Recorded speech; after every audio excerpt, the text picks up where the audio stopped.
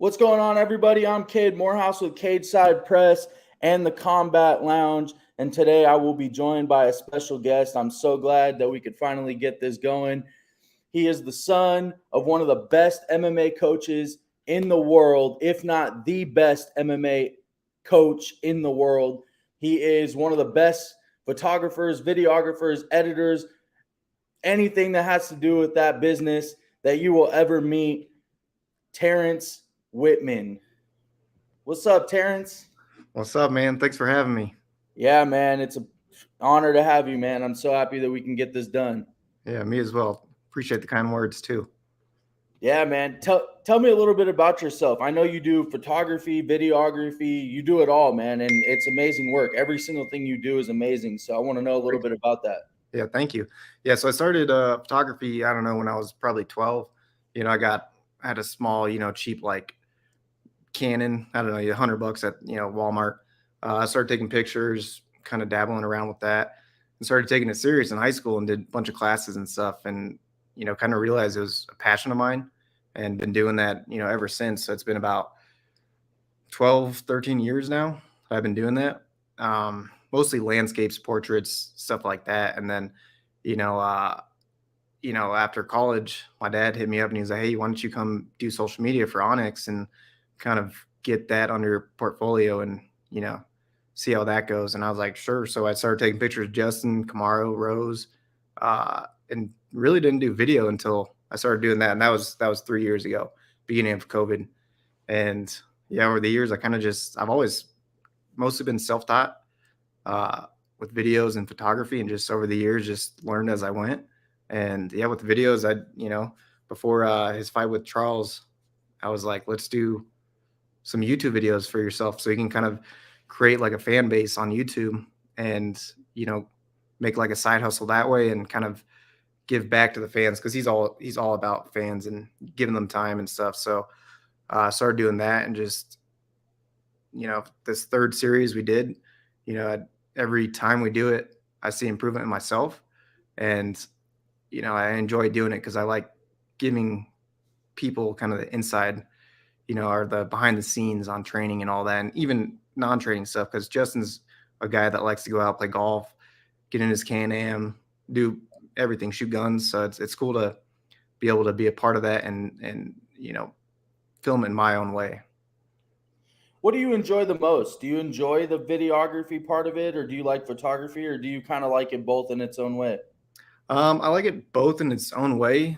I think photography is I think it's easier for me to do because I feel more confident in it, and I enjoy doing it, because I can do it my own way. But at the same time, with videos, I can do it my own way, edit, and do kind of and edit in a certain way that makes it unique to me, and film it that way as well. Like I'm a huge movie nerd and connoisseur, so I love cinematography and stuff like that. So I like to take ideas from movies and film it that way, and kind of, and he gives me free reins to do the way I want. So it's cool to kind of create my own art in that way.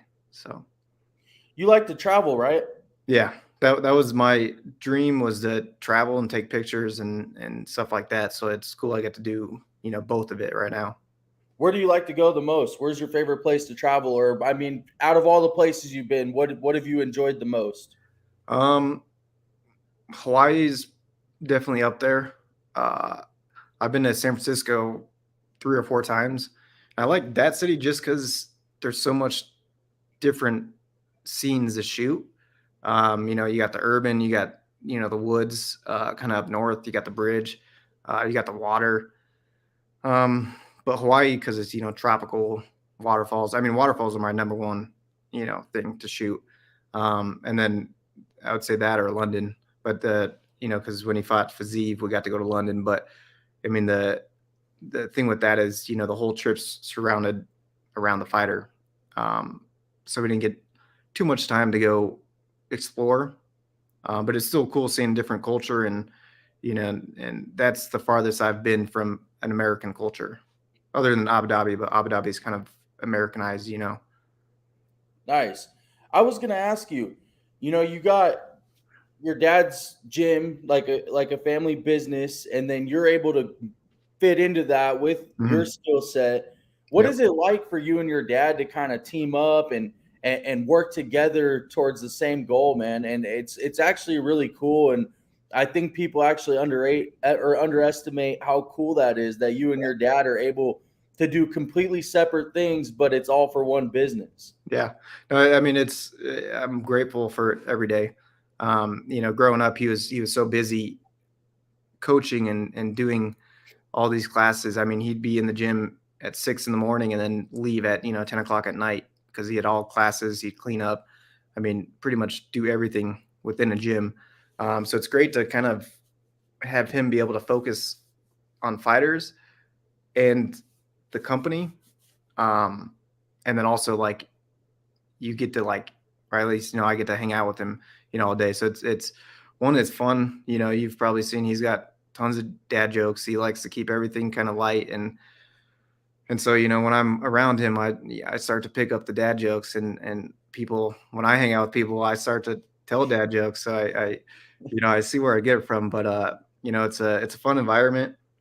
There's always, we're always messing around, and it's cool that I get to be a part of it just because he is. I mean, he's brilliant, intelligent and creative, and I mean, he can do anything, and it's cool to see him use that side of him and use his background to and exposure to you know create these incredible gloves and equipment and stuff, and really design stuff that's protecting fighters and really you know getting rid of like the cheap kind of materials that are used in gloves nowadays, and really making this like high end uh glove. So it's cool to be part of it, and I get to work with my dad every day. So I mean, I'm always grateful. Yeah, speaking of his equipment, we'll get into that because that was actually one of the topics, and you just brought it Mhm. up. You see his equipment everywhere. I Yep. go to the gym 5 minutes away, and guaranteed three of those guys have Onyx gear. Hmm. What's the process like with him making all that gear handmade? And not only that, but all the time he puts into coaching. And if he's not coaching, he's making the gear. What goes into making that gear though? It's really it's really good stuff, man. I felt some of the material of it at a gym over here when I went to interview some fighters, and I was like, this stuff's legit. Yeah, yeah, it's nice. I mean, the process behind it and the reason it started is back in, I don't know, almost 8 years ago, he had his mitts and stuff he was using and started getting, they just hurt your hands, and as you get older, it hurts more and more. And so he decided to design his own mitts to use and tie pads and stuff. And all these coaches were like, hey man, like you got to make me some, I'll pay you whatever, just let me know. And so he started doing that, and then he was like, I'm gonna try out some gloves. And the same thing, all these fighters are like, yo, let me try a pair of those gloves, I'll pay you whatever. And so he started doing that, and that's kind of what started Onyx, and started the company, started making gloves. Had the first generation of the X Factor, um, and he was hand stitching them and making them from scratch, uh, and for custom order.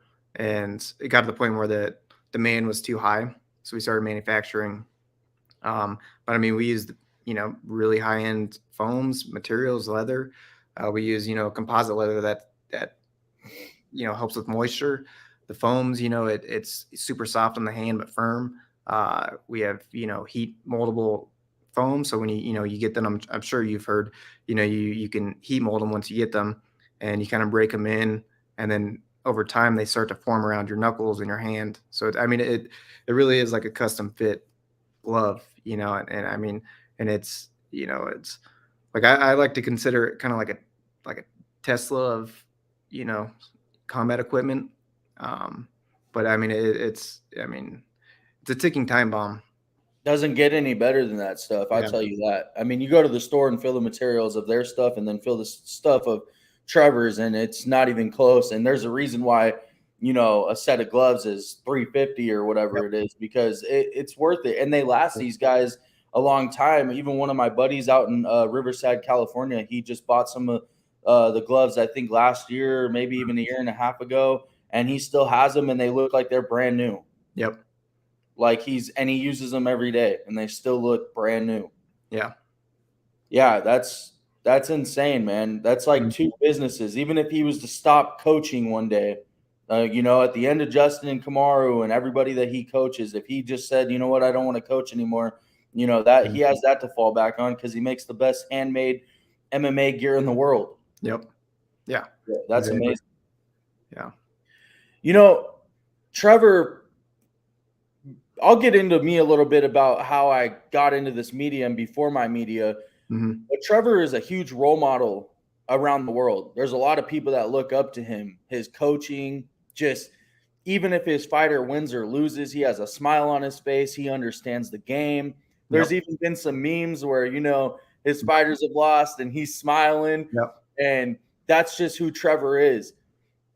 How has that influenced you as a person growing up? Just how good of a person Trevor is and the role model he is to kind of mold yourself into who you are today? Because I'm talking to you right now, I can tell you seem a lot like him, just a very happy person.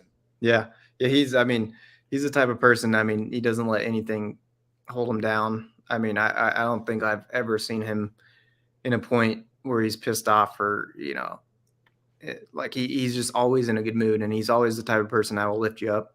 That could be dad jokes, whatever. And part of it too is that I think a lot of people realize is, he's a great coach, but he's also a great mental coach. That's a big factor in coaching, is helping fighters through, tough mental spots they're in. And I've had times where I need, advice. And every time I come out of, a conversation with him about getting advice, I feel motivated, and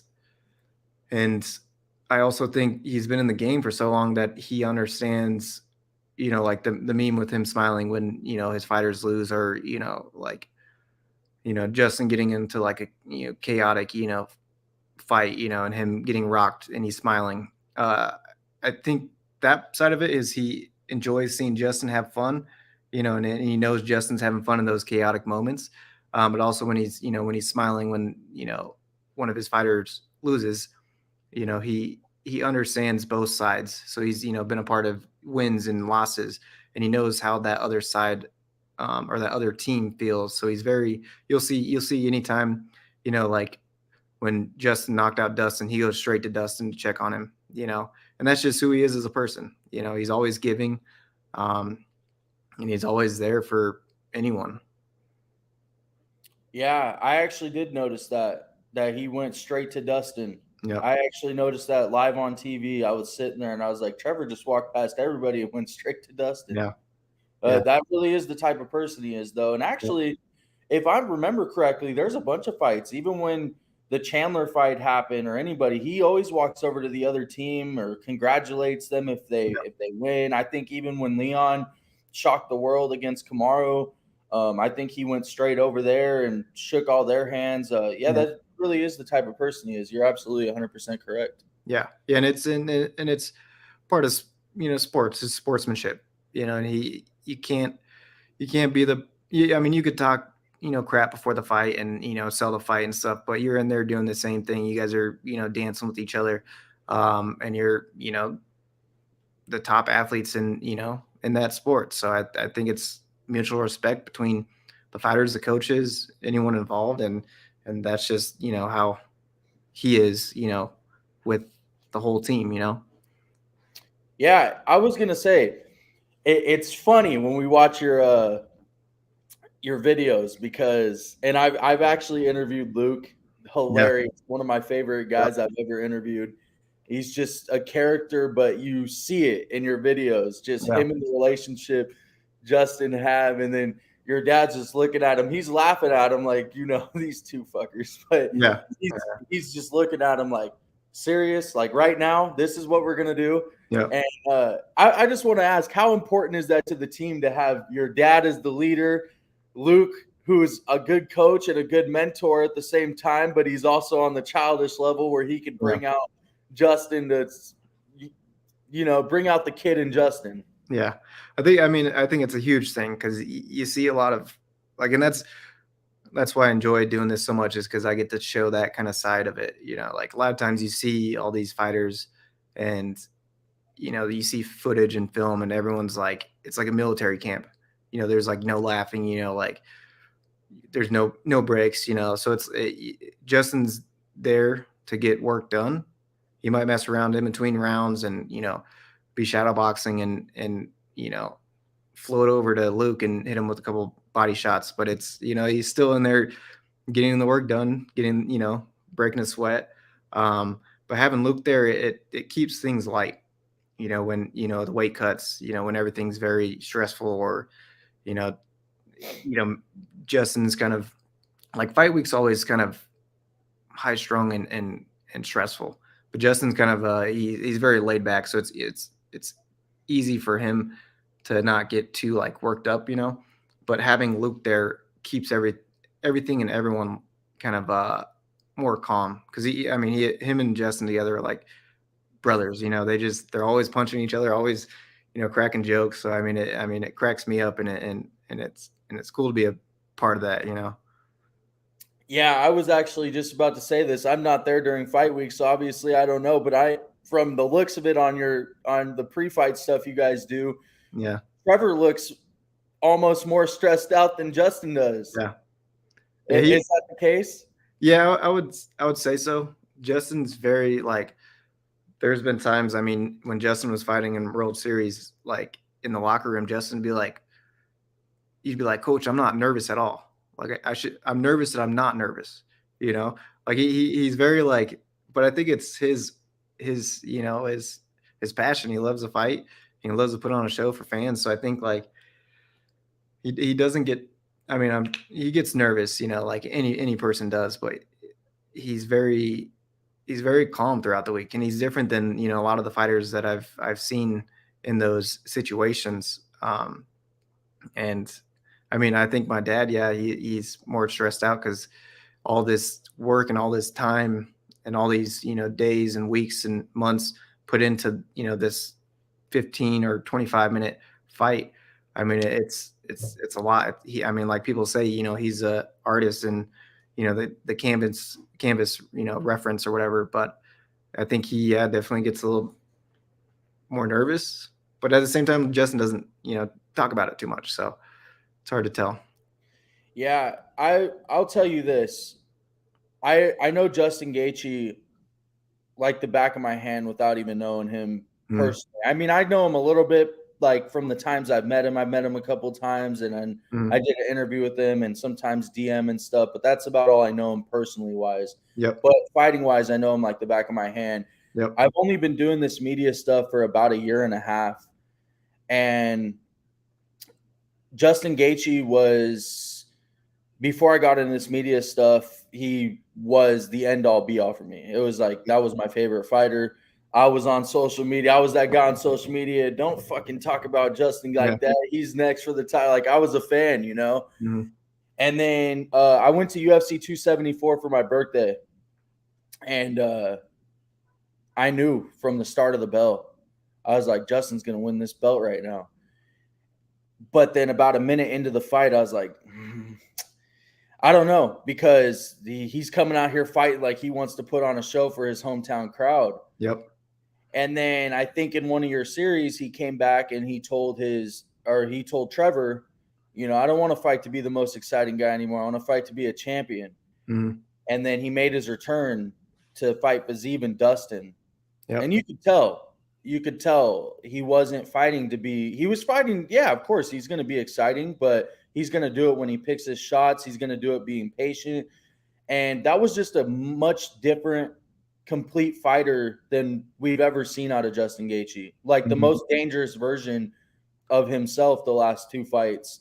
And everybody counted him out against Fiziev and Poirier, and he put that all to rest. Yep. So I guess my question to you is, when he does get the fight, whether it be Islam or Charles, I think Justin should be next personally, since Charles pulled out, but they're probably going to give it to Charles. So depending on who wins that fight, how do you think he matches up stylistically against both of those guys? So I think, well, randomly, the one fight I was most nervous for with Justin was Fazeev. That was one fight I was the most nervous for because Fazeev is, I'm a huge fan of him, and his style is so unique, and so fun to watch. So I was actually more nervous for that fight. Um, but Charles, man, like I think it's a really good matchup. But the thing with Charles is his forward pressure is something else, and he throws everything, knees, elbows, kicks, everything, and it comes from every angle. And I think with that fight, he got caught early, and when he gets caught, he kind of goes into uh, kind of like a chaotic, Like uh, a defense mode? defense, yeah, kind of defense. But the other thing too is he does fight well in those instances. So if he fought him again, um, I think obviously it would play out a lot differently. Um, and and I think he knows that. And that first fight there's a lot of factors involved. A lot of his family was there as kind of the hometown. Um, just fought after Rose, but I think it would be a really good matchup with Charles, and then Islam. Um, I think we would have a better chance with Islam. Um, Justin obviously comes from a wrestling background, amazing wrestler, and I think he knows how to, because he's fought could be they're kind of the same but not the same, and he's kind of seen that. He's always wanted the Islam fight, um, and you know both of them excite me. It's hard to anything can happen in those fights, but I think everyone's seen a different Justin and how intelligent and how incredible of a fighter he is when he's calm and collected. And he still brings that chaos, and every fight he's going to have is going to be a fan favorite. But when he's calculated, I think he can beat anyone in the world. Yeah, here's why I like the matchup for him with Islam. I think Islam's more willing to strike with him than Habib was. Yep. And I think that's going to leave more opportunities for Justin to get in there and land his shots. And I'm not saying Islam will stand there for long because I wouldn't want to get hit by Justin Gaethje too many times either. But Yep. I would say Islam is the better striker than Habib, so he's more willing to stand there and trade with Justin a little bit. And I don't think his grappling's as dominant as Habib's was either. His submission game might be better than Habib's, Yep. but just his overall ground game, I think Habib was just more, top heavy, I guess you could say. Yep. I think is the right word, but that's why I think Justin has a good shot against Islam is because I do think Islam is more willing to stand there in the pocket with Justin Gaethje for a little bit longer than Habib did. Yeah, especially coming off its knockout one against Volk. And also Islam he's I think surprised a lot of people with his striking. Yeah, And, he's good on the ground, but like everyone says, the fight starts on standing up. So I think both are great matchups, but then again, any matchup Justin gets, obviously the fan side of me comes out of it, as well. So I'm excited for both. Either way, what happens? yeah. Do you believe, and I know obviously that's your team, so I'm guessing your answer, but do you think with Charles, how he pulled out, it should go to Justin? I don't know. It's hard to say. Because you never know what the UFC will do. But I do believe they would give it to Charles. And I think everyone like on the team, agrees that we kind of expect that. Um, and I think Justin also, as a competitor, wants to see how that fight plays out. And he every time he thinks Islam is going to win, and both times, or the first time, when they fought Charles and Islam, I thought Charles was going to win, and I think he would win again. But I don't know. It's hard to tell. But then again, Islam's really kind of proven me wrong several times. So yeah, but Now, you guys agreed that they'll probably give it to Charles. Now, is there like a sense of agreement within your team that no matter who gets it next, like Justin's waiting for that next title shot because, you know, if it's not Charles, it should be Justin. Mhm. I mean, he just won 2 fights in a row and he won the BMF title, which they're on air saying the winner of the BMF belt is next in line. Mhm. Yeah, so Justin, I mean, there was talks about Max and him fighting. Even, and obviously that excites Justin. But he's there to win the belt. So his only priority right now and focus is the belt. So, and he said, like, if it's a year, I'll wait a year, whatever it takes, he'll wait for that belt. And he's been, fighting more often the last, year. Um, so he's willing to wait and take that time to really train for whoever. But his main goal is fighting for the title next. Terrence, I actually have a story about your dad. It's actually real funny. So UFC 274 when it was here, and I totally forgot to tell you about this when we were talking about him. But I was at the weigh-in, or not the weigh-ins. I'm sorry, the press conference. Yep. And he walked in, and I was sitting bottom row, but probably 10 rows back, and I had a Justin Gaethje t-shirt on. Mhm. And I'm like, Trevor! And he's looking around. He don't even know. Yeah. I'm like, Trevor. And he's looking at me, and I'm doing this to my shirt, and he waved me down. And I'm walking down, and the security guard's like, hey, you can't go down here. And Trevor's like, no, he's with me. And Yeah. he let me go behind the gate, and he took a picture with me and That's shook my hand awesome. and everything. And I still have that picture. I was gonna try to find it. Mhm. I'll send it to you when I find it on Yeah. Instagram. But it was just like, that's just going back to the type of person he was. But I forgot to tell you that when we were talking about him. Uh, Mhm. but yeah, that was cool, man. Yeah. Because he was like, "You're so lucky. He doesn't take pictures with us. We've asked him before." And I'm like, hey, man, you Yeah. guys aren't me. You gotta catch him at the right time. Yeah, man. I wanted to, before I let you go, we'll talk about a couple more things. I know you got to get out of here soon, but I just wanted to ask you, how's the new building coming along, and what went into switching buildings and getting like a new one built up? Yeah. So the place we're in, our last gym, the landlord, when we moved in, they're like, eventually 5 years down the road, we plan to expand into that location. Um, and so they kind of told us a while back, and right after Justin's fight with Fazeev, I'm pretty sure it was the week we got back. They're like, hey, we got to move into this spot. Hopefully you can find a place in 2 weeks. And we are like, 2 weeks? I don't know if that's possible to, find a new place to move into within a couple weeks.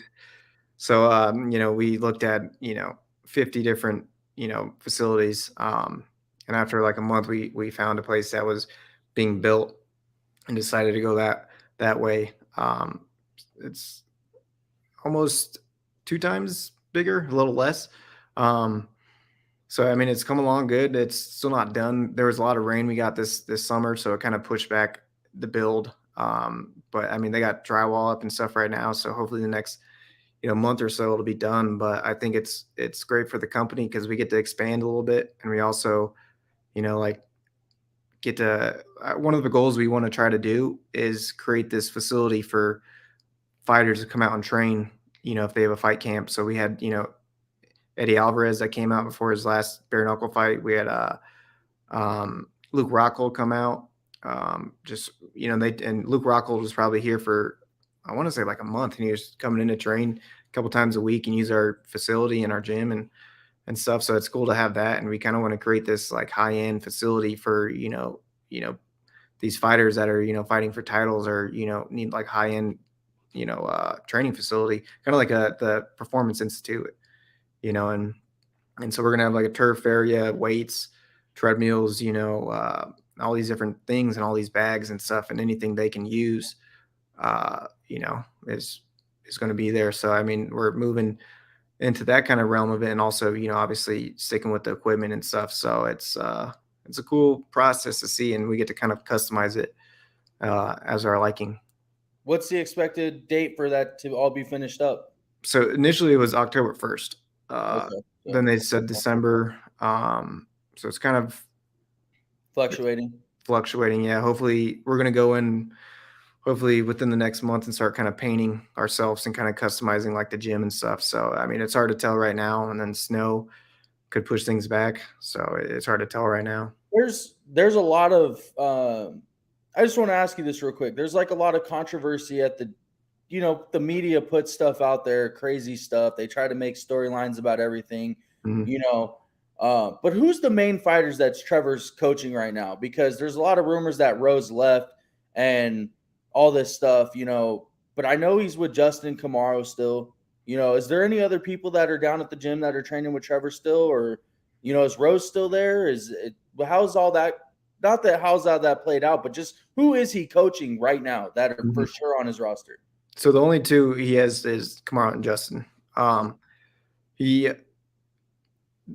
I won't get into it too You much, don't but have to get into all that. I'm not asking for all that. I yeah. just wanted to know who is he coaching because Mhm. everyone's putting out all these stories about Rose and Yeah. him and all this stuff, and I'm just like, I didn't think that Rose left, but Yeah. I guess I'm wrong. Yeah. So she left, but she also just was, taking some time off to, and she deserved, time off to, kind of think about everything. And every fighter, I think, deserves, time to mentally let your mind relax and stuff, especially when you're going in there and getting, punched. So that kind of was part of it. And then, so he strictly focused on Kamaro and Justin. And those are the only two he has right now. There has been, I think you may have done a podcast with them, Archie. Yep. He comes in, maybe once or twice a week and does kind of like a one-on-one with my dad and his head coach, Justin Salas. Um, and Archie's, I mean, he's an incredible fighter. He's young, he's hungry, Shout out Archie Colgan. yeah, he's someone to keep an eye on. So he's very talented, and like my dad really appreciates him as a person and a fighter. So he gives him time. So um, yeah, other than that, it's just pretty much Justin and Kamara, and then every once in a while Archie when he has time. Archie Colgan is the entire reason that I got a chance to get involved with your guys' team. Talk to Mhm. Justin. I talked to Archie, of course. I've talked to Luke. Um, and all those guys, since I've talked to them, have showed me so much support. I'm Yep. so grateful. Justin followed me on all social media. I mean, he went out of his way on Instagram, Twitter, everything. And I'm not saying he always, if I text him, he answers me right away. It might Yeah. take him a few days, but he likes my posts when he can. He always shows me support. Luke, same thing.